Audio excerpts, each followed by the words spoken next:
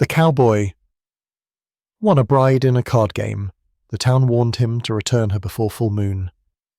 Jake Harlan's aces lay scattered on the saloon table when the townspeople burst through the doors, faces pale as desert bones.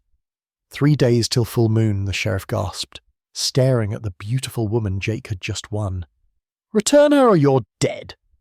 Jake Harlan loaded Lillian Frost onto his wagon, while the entire town watched from behind curtained windows and cracked doors like cowards afraid of their own shadows. The sheriff stood there wringing his hands like an old woman, but Jake had heard enough of their nonsense about curses and full moons and death coming for anyone who kept us past the lunar cycle. Superstitious fools, the lot of them, believing in fairy tales when there was real work to be done on the frontier. The woman herself sat silent as a church mouse, her dark hair falling over her shoulders like spilled ink, and her eyes fixed on something beyond the horizon that only she could see.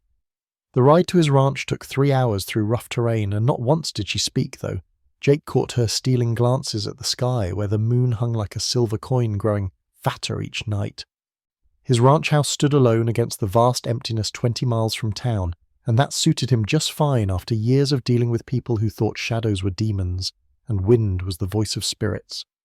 Inside the house she moved like smoke drifting from room to room, touching the walls and windows as if memorizing the layout for some future need.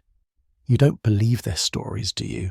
she finally asked when he brought her coffee, and the way she said it made his skin prickle like lightning was about to strike. Her voice carried weight like she was asking about more than just tall tales, and her eyes held that same strange mixture of hope and resignation he had seen in dying cattle, who knew the end was coming but still looked for water. Jake told her he believed in what he could see and touch, not in the ravings of folks who probably saw the devil in their morning eggs. She smiled then, but it was the saddest thing he'd ever witnessed, worse than watching his brother die of fever or putting down his favourite horse after it broke its leg in a gopher hole. The floorboards creaked under their feet as they moved through the house, and outside the coyotes began their nightly chorus, sending up howls that seemed closer than usual. She flinched at each sound, her fingers gripping the coffee cup so tight he thought it might shatter. And when she looked at him again, there was something wild in her expression, something that made him think of trapped animals. The night pressed against the windows, black as coal, and somewhere in that darkness Jake felt the weight of the decision he'd made settling on his shoulders like a yoke. She was beautiful, no doubt about that, with skin pale as milk and movements graceful as a deer. But there was something else there too, something that made the hair on his neck stand up when she passed too close, something that whispered maybe those townspeople weren't such fools after all. And now's the time to stop and subscribe to our channel. Every subscriber brings us closer to 1,000, which helps us keep these stories alive and coming your way. If you enjoyed this video, don't forget to like it and drop a comment telling us where you're watching from. It's always amazing to see how far these tales travel across the world. Now let's continue. The sound of hoofbeats at dawn pulled Jake from restless sleep, and when he looked through the window he saw Marcus Holbrook riding hard toward the ranch house like the devil himself was chasing him. The man who'd lost Lillian in last night's poker game looked different in the morning light, his face drawn and haggard, his clothes dusty from hard riding and his hands shaking as he dismounted. Jake stepped onto the porch rifle in hand, though he kept it pointed at the ground while Marcus stumbled forward, his eyes wild with something that looked too much like terror to be simple regret over losing at cards. "Please, Harlan, you got to give her back." The man gasped out between ragged breaths, and the desperation in his voice made Jake's stomach turn cold. "I know what you're thinking, that I'm just sore about losing, but it ain't that. I swear on my mother's grave, it ain't about the cards or the money or nothing like that." Marcus kept glancing at the house behind Jake, as if expecting something to burst through the door, and when Lillian appeared at the window, the man actually took 3 steps backward, his boots scraping against the dirt. "She ain't human when the moon gets full. Harlan, and the things I've seen would turn your hair white as winter snow."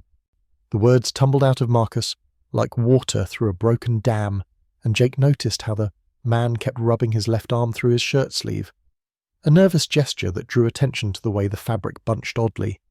"6 months ago I won her the same way you did from a drifter passing through who practically threw the game to lose her, and I thought I was the luckiest man alive getting such a beauty. But when that moon got fat and full, she changed into something that ain't got no place in God's creation, something with teeth, like knives and claws that could gut a man faster than you could scream." Marcus rolled up his sleeves then, and Jake felt his breath catch at the sight of deep scars running from wrist to elbow, 4 parallel lines that looked like they'd been carved by something no natural animal possessed. The blood Harland there was so much blood, and the sounds she made weren't human, weren't animal, weren't nothing that belongs in this world. Jake studied those scars, knowing no man would mutilate himself like that for a story, and no wildcat or bear left marks so precise, so deliberate, so clearly made by something intelligent enough to toy with its prey. Marcus must have seen the doubt creeping into Jake's expression, because he pressed forward, his voice dropping to a whisper. I locked her in the barn that first full moon thinking walls would hold her, but she tore through those boards like they were paper, and when I found her the next morning covered in blood that weren't hers, she didn't remember nothing, just looked at me with those innocent eyes asking why I'd left her in the barn all night.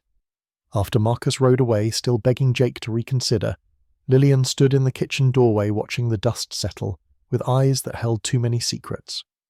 Jake poured coffee with hands that weren't quite steady anymore, and motioned for her to sit at the rough wooden table where morning light filtered through dusty windows, casting long shadows across her face.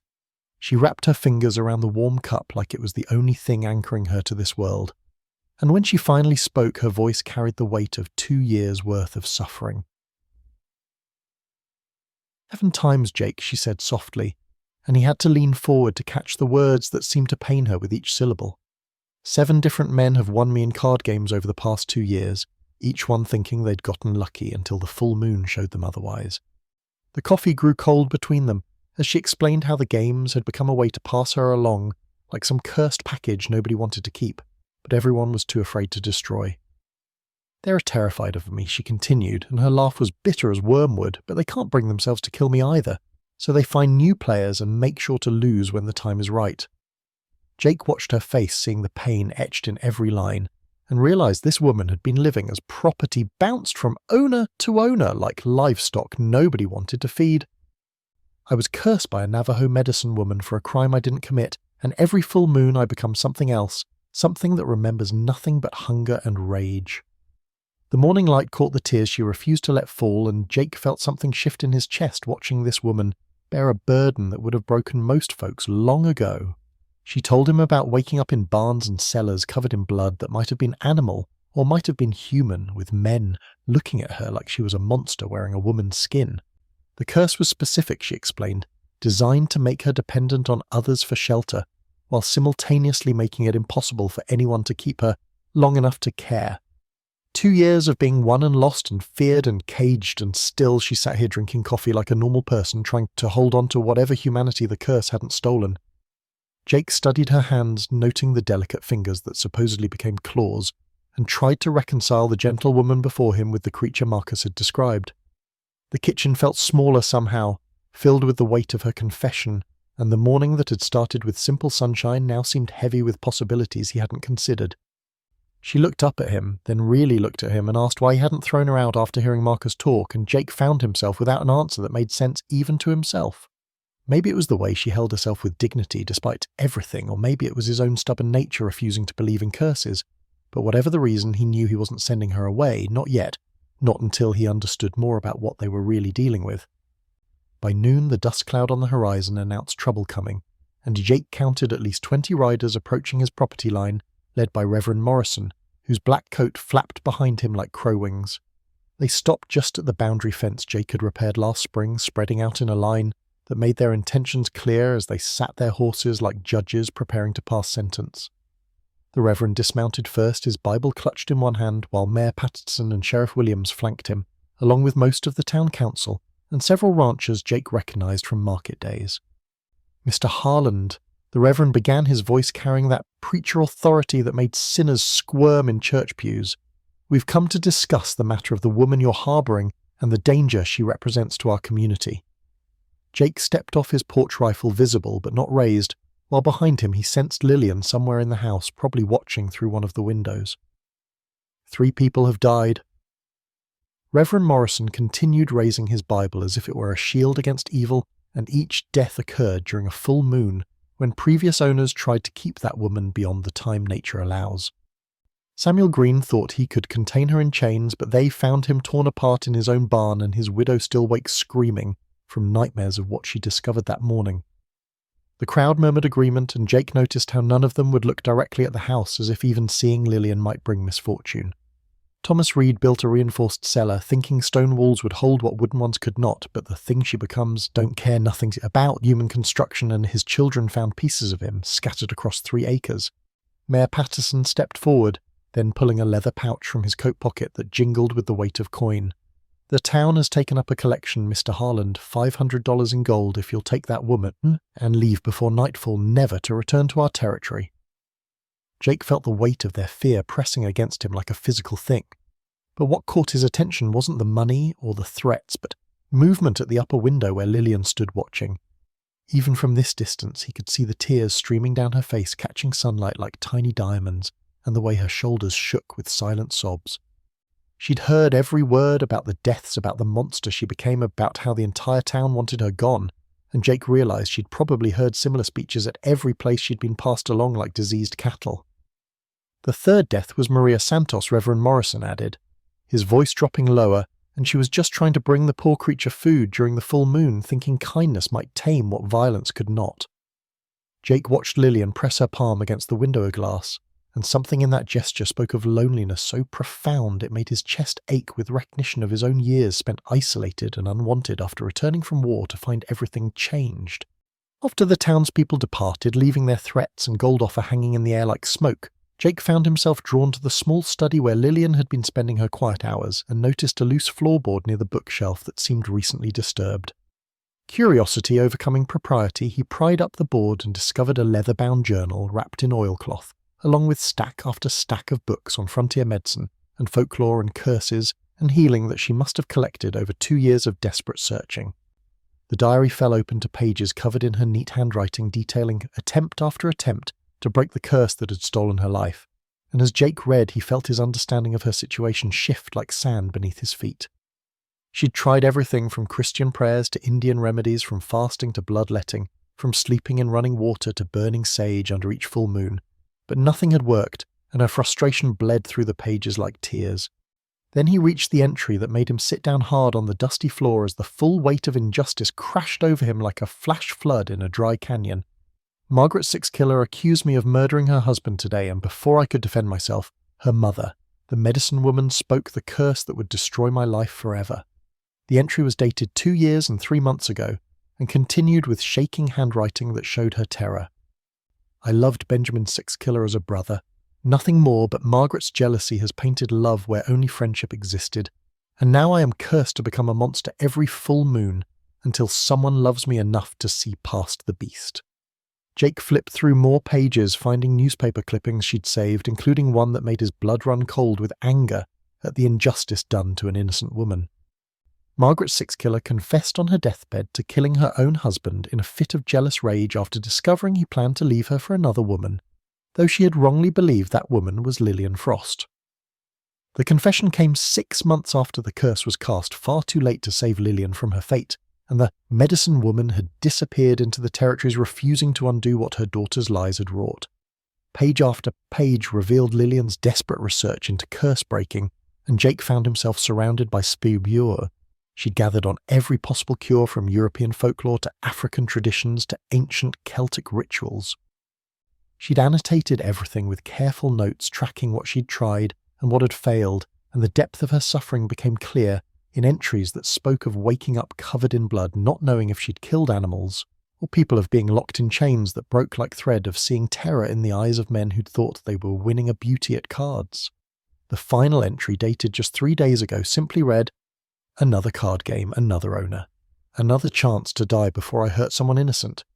But Jake could see where tears had blurred the ink, and knew she was running out of hope that anyone would ever see her as more than a monster to be passed along or put down. 2 nights before the full moon would reach its terrible peak, Lillian found Jake in the barn mending harnesses, and her face carried a wildness that made him set down his tools immediately.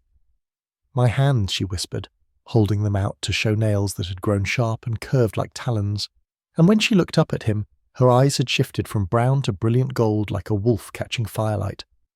"The change is starting early this time, and I need to get away from the house, away from you, before it gets worse." But her words came out slurred, as if her teeth were already shifting in her mouth. Jake had seen plenty of men run from danger in his years fighting in the war, but something in her terrified expression made him step toward her instead of away, and he took her trembling hands in his own, feeling the sharp points of those unnatural nails against his palms. The barn was dim with evening shadows, but shafts of moonlight streamed through gaps in the boards, illuminating the hay dust dancing in the air and casting strange patterns across Lillian's changing features. She jerked away from him, pressing herself against the wooden wall as her body began to convulse with pain that made her cry out in sounds that weren't quite human anymore. "Get out, Jake, please, just leave me here with the animals where I belong." She gasped between waves of agony, but instead of running he moved closer, spreading fresh hay on the floor and sitting down right there in the dirt and straw. "I'm not going anywhere," he said simply, and something in his steady presence made her stop trying to drive him away. The transformation came in waves, each one stealing a little more of her human appearance as her limbs began to elongate and her skin rippled with changes happening beneath the surface. Jake had never seen anything like it, but he forced himself to remain calm, talking to her in the same low voice he used with spooked horses, telling her about his childhood and his brothers and anything that might anchor her to her humanity. No one's ever stayed before she managed to whisper between gasps of pain that bent her double, and the wonder in her voice mixed with agony made his chest tight with emotion. Every other man had locked her away or fled in terror, but Jake just moved closer, letting her grip his hand even when those talons drew blood and her strength threatened to crush his bones. Hours passed, marked by her struggles against the partial change, and his steady presence became the rock she clung to as her body fought between human and beast. When the worst of it finally passed, leaving her exhausted but still mostly human, she collapsed against him, and he held her there in the hay, and moonlight feeling her tears soak through his shirt. The morning would bring new challenges, and the full moon still loomed like a threat on the horizon. But in that moment Jake knew with certainty that he would not abandon her, no matter what monster she might become, because he had seen the woman fighting to remain herself, and that courage deserved more than fear and chains. The morning of the day before full moon brought an unexpected visitor riding a paint pony across the prairie toward Jake's ranch, and as the figure drew closer he realized it was an old Native American woman, whose weathered face spoke of decades spent under the harsh sun and bitter winters. She dismounted with surprising grace for her age and walked directly to where Jake and Lillian stood on the porch. Her movements deliberate and purposeful, like someone who had travelled far for this specific moment. "I am Mary Sixkiller," she announced in English, heavily accented but clear, "and I am sister to the woman who cursed you, child, though I carry shame for what my sister did in her grief." Lillian gripped Jake's arm so tight he thought she might break it, but the old woman's eyes held no malice, only a deep sadness that seemed to pull at the very air around them. "My sister acted in haste, believing her daughter's lies, and by the time truth was revealed she had fled into the mountains, refusing to face what she had done, but curses cast in anger can be broken by acts of love." Jake felt Lillian trembling beside him as hope and fear warred in her expression, and he stepped forward to face this woman who might hold the key to ending 2 years of suffering. The old woman studied him with eyes that seemed to see through flesh and bone to whatever spirit resided beneath and after. A long moment, she nodded as if confirming something she had suspected. "You care for her," she said simply, not a question but a statement of fact, and that caring might be enough if you're willing to pay the price for breaking what my sister wrought. She led them away from the house to a flat area of prairie where she began laying out items from her pack, including sage bundles and stones carved with symbols Jake didn't recognize, and a marriage blanket woven with patterns that seemed to shift in the fading sunlight. "The curse feeds on rejection and fear," Mary Sixkiller explained, as she prepared her materials, "and each time this woman is passed from man to man like property, the curse grows stronger, binding her tighter to the beast within. Only true acceptance can break its hold, but acceptance means more than words. It means binding your life to hers completely and forever, through marriage that cannot be undone." Jake looked at Lillian, seeing the golden tinge already creeping into her eyes as the moon's pull grew stronger, and realized the old woman was asking him to make a choice that would define the rest of his days. If you marry her before the full moon rises and stay with her through the transformation showing no fear and no rejection, then the curse will break. But if you falter, if you show even a moment of revulsion or abandon her, when the beast emerges, then the binding becomes permanent and she will remain trapped between woman and monster forever. The weight of that responsibility settled on Jake's shoulders as the old woman lit the sage and began chanting in her native tongue, filling the prairie air with smoke and ancient words that seemed to make the very ground vibrate with power. As the full moon rose like a silver eye opening above the horizon, Jake finished boarding the last window and turned to find Lillian standing in the middle of the room, holding the heavy chains she'd pulled from his storage shed. "Please, Jake, you have to lock me up before it happens because I won't be able to control myself and I couldn't live with hurting you," she begged. But he took the chains from her hands and threw them out the door into the darkness. "I won't cage you like an animal," he said firmly, and no amount of her pleading could change his mind as he settled into a chair to wait for whatever was coming.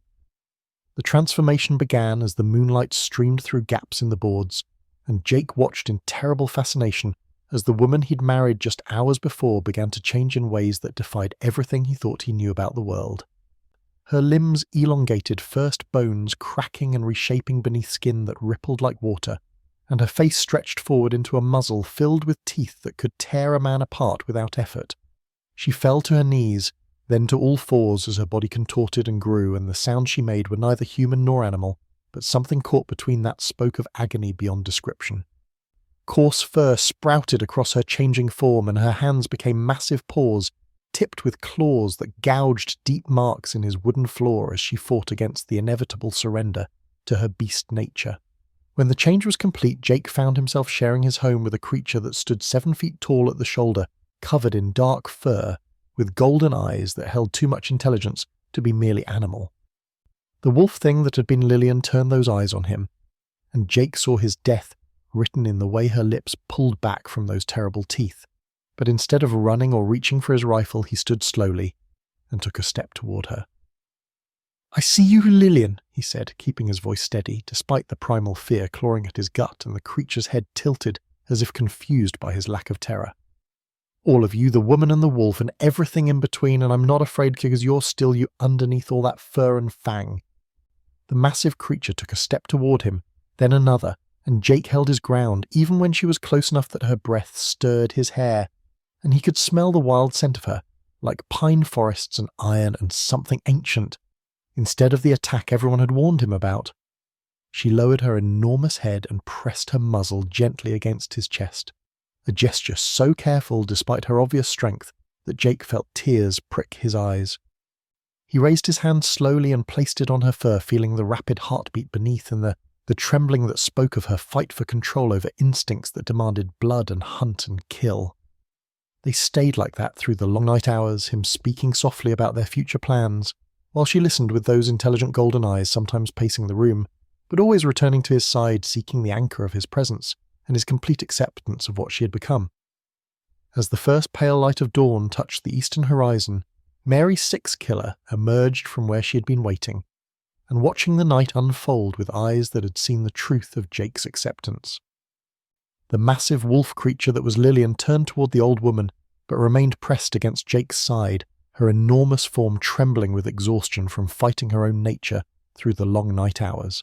"Now we complete what was begun yesterday," Mary said, pulling out the marriage blanket and spreading it on the floor, while behind her Jake could see movement at the edge of his property where townspeople had gathered, at what they thought was a safe distance to witness whatever would happen. The ceremony must be finished under the eyes of the community, for curses thrive in secret and shame but wither in the light of public acknowledgement. And Jake understood that the very people who had threatened and feared Lillian needed to see her redemption. Mary began chanting in her native tongue as she directed Jake to stand on one side of the blanket, while the wolf creature moved to the other side, and the absurdity of the situation might have been laughable if not for the profound weight of the moment. "Place your hand in hers," Mary instructed, and Jake extended his palm toward the massive paw that could have crushed him without effort, but instead settled against his skin with impossible gentleness. The old woman's chanting grew louder, filling the morning air with words that seemed to vibrate through the ground itself, and Jake felt something shifting in the atmosphere like the pressure before a storm breaks. "Speak your vows now while she can hear them beneath the beast," Mary commanded, and Jake looked into those golden wolf eyes, seeing Lillian trapped within the monstrous form. "I take you, Lillian Frost, as my wife," he said, clearly enough for the distant townspeople to hear, accepting all that you are, and all that you have been without condition or reservation. The wolf creature shuddered, and a sound escaped her throat that was neither howl nor human cry, but something between that spoke of hope fighting to break free from years of despair. I promise to stand beside you in whatever form you take, to never abandon you, to never cage you, and to love the woman I see beneath fur or flesh." Mary's chanting reached a crescendo as Jake spoke, and the morning sun broke fully over the horizon, bathing them in golden light. The transformation began immediately, but this time it was different, as fur receded and bones shifted back to human proportions, so without the agony that had marked every previous change. The townspeople gasped and moved closer as they watched the monster become a woman again, but not through the violent reversal they expected, but through something that looked almost like a gentle unveiling. When it was complete, Lillian knelt naked and sobbing on the marriage blanket, fully human, for the first time in 2 years, and Jake wrapped her in his coat as the witnesses stood in stunned silence, finally understanding that love had accomplished what fear and chains never could. 6 months after the curse broke on that miraculous dawn, Jake and Lillian Harland stood surveying their ranch, which had become the most prosperous operation in the territory, through a combination of hard work and the unexpected gifts Lillian retained in from her years of transformation. Her heightened senses remained, though, thankfully, without the monthly change, and she could smell sickness in cattle 3 days before symptoms showed, and hear predators approaching from miles away, making their livestock the healthiest and best protected in the region. The same townspeople who had once gathered at their property line demanding her removal now made regular pilgrimages to seek her help with sick horses and ailing milk cows, and she treated each request with gracious forgiveness that Jake admired, even as he struggled to let go of his anger at their former cruelty. Mrs. Harland, young Tommy Morrison would call out, running up their drive with a wounded dog in his arms, and my ma says, "You're the only one who can help him," and Lillian would gentle the animal with those same hands that had once been deadly paws. Their success had attracted attention from neighbouring settlements, and trade offers poured in from merchants eager to buy from the ranch, where no animal ever sickened without cure, and where the owners worked in such perfect harmony that other couples travelled days just to observe their methods. The biggest surprise came when Marcus Holbrook arrived one afternoon, hat in hand, and shame written across his features like a confession waiting to be spoken. "I was a coward," he said simply, standing in the same yard where he had once begged Jake to abandon Lillian, "and I've spent 6 months working up the nerve to come here and say that to your faces." He offered them a business partnership, proposing to use his connections back east to sell their superior beef at premium prices and split the profits equally. And Jake found himself accepting the extended hand of a man who had once run in terror. The transformation of their lives felt complete when Reverend Morrison himself asked Lillian to teach the church women about herbal remedies and animal husbandry, acknowledging that God worked through many vessels and her gifts were clearly meant for healing, not harm. Their evenings had settled into comfortable routine, with Jake managing the business side while Lillian handled the livestock, and together they had built something neither could have imagined when fear and curses had ruled their lives. On this particular night, as they sat on their expanded porch watching the full moon rise over their thriving ranch, Jake felt Lillian's hand slip into his and noticed she was smiling at that silver orb that had once been her tormentor. "It doesn't call to me anymore," she said softly, and Jake squeezed her fingers, understanding the profound freedom in those simple words. The moon was just the moon now, beautiful and distant and powerless over the woman who had conquered its curse through the simple act of allowing herself to be loved completely. They sat together in perfect contentment, two people who had found in each other not just partnership, but a love deep enough to transform monsters into miracles and fear into the fertile ground where their future grew strong and unshakable.